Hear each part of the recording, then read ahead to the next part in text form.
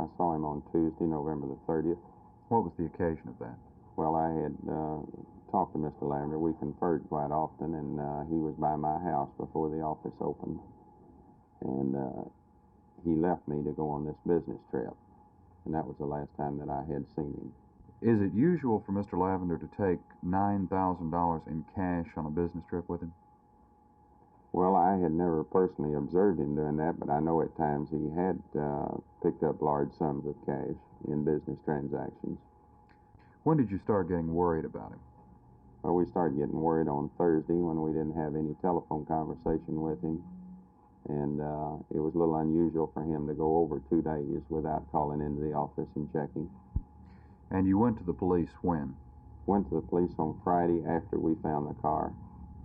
And you found the car at Love Field? No, Mr. McAlpin and Ms. Lavender found the car. I was searching in another area looking for him, and I was on my two-way radio, and they notified me the car had been found, so I went immediately to Love Field. What was your initial reaction when you heard that there were bloodstains in the trunk? Well, my initial reaction is there was something terribly wrong, and that there must have been something happened to him. Of course, I was in a state of shock for one thing. And you're convinced that he is gone now? Well, I'm convinced to the extent that there is something terribly wrong.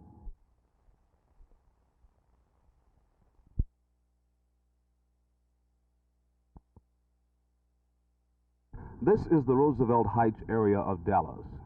The flooding you see here is nothing new. Some citizens who have lived here for some time says they've seen it flood as many as 15 times in the last 20 years.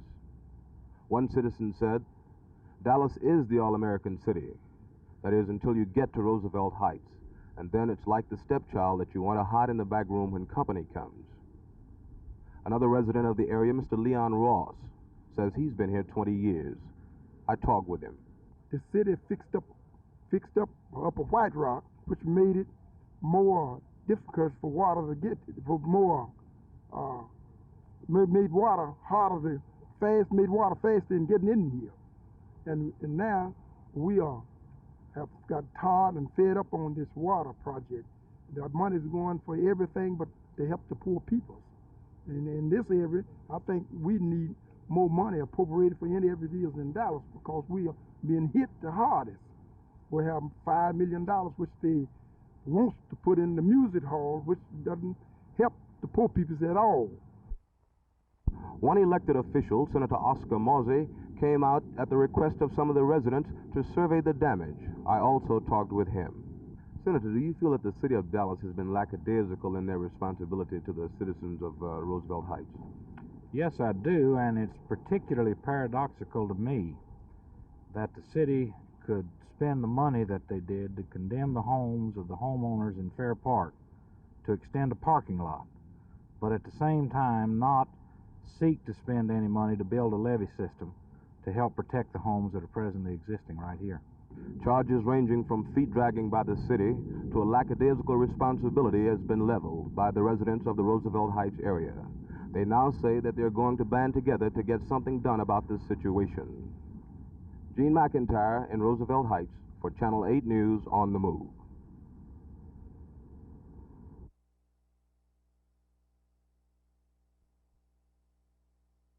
The papers have carried stories which agree with my position that 8 of the 13 members were appointed with predisposed opinions, preconceived ideas, and I think that they were appointed because of those preconceived ideas.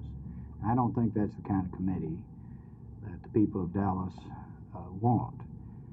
The sign issue may be insignificant compared to issues that we'll have in the future, and I think that the people of Dallas don't want their livelihood or those of their neighbors being legislated against by a committee appointed with preconceived ideas. It might trample on this man's liberty this time and another man's the next.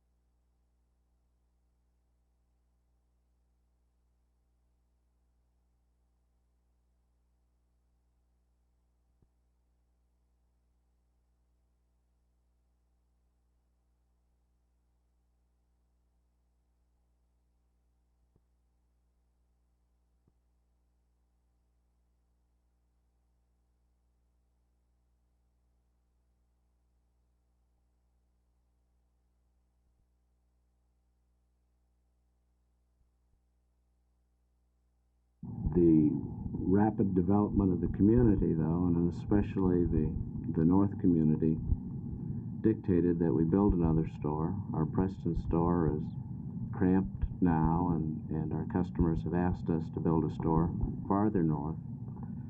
The highway situation with the LBJ offering the ready access makes this location at Valley View an ideal one.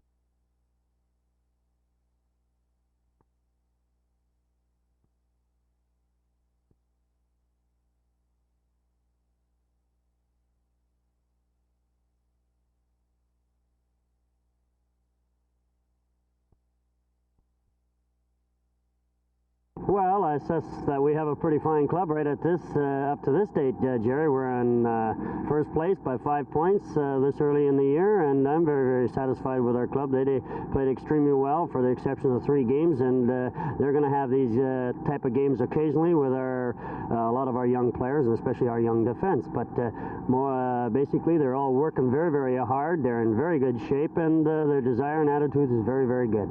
What will be the toughest part of the season for you? Well, I think we're right in the toughest part of the season. We're in first place. It's always hard to get there, but once you're there, it takes an awful lot of hard work and good play on their part to stay there. And we play a few more games on the road than we do at home at this stage of the game, so therefore we have our work cut out to stay in first place.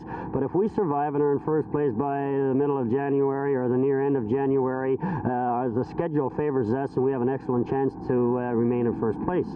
With good fortune as you've had with 2 young goalies along with Kenny Brown, the name Gil Malash, is that just a name out of the past now as far as you're concerned? Well, no, I'm still very sad that we lost a good young goaltender like this, because he would have been the key to our success this year. But I'm very happy with Kenny Brown and Michelle Dumas and Bullock. They did their share on the team, so as everybody else, and this is a team game, and without them we'd be nowhere, and without the rest of the players we'd be nowhere. So this is really our success. Our scoring indicates this. It's spread right throughout, and we don't have anybody up in the top 5, but this is the way I like it. A balanced scoring attack and a good defense and adequate goaltending.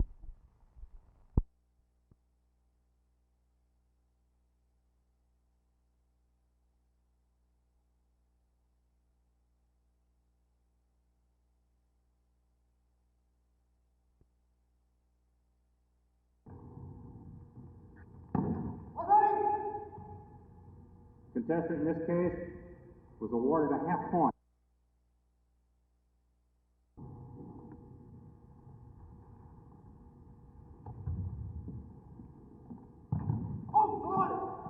The opponent, David, is signaled submitted.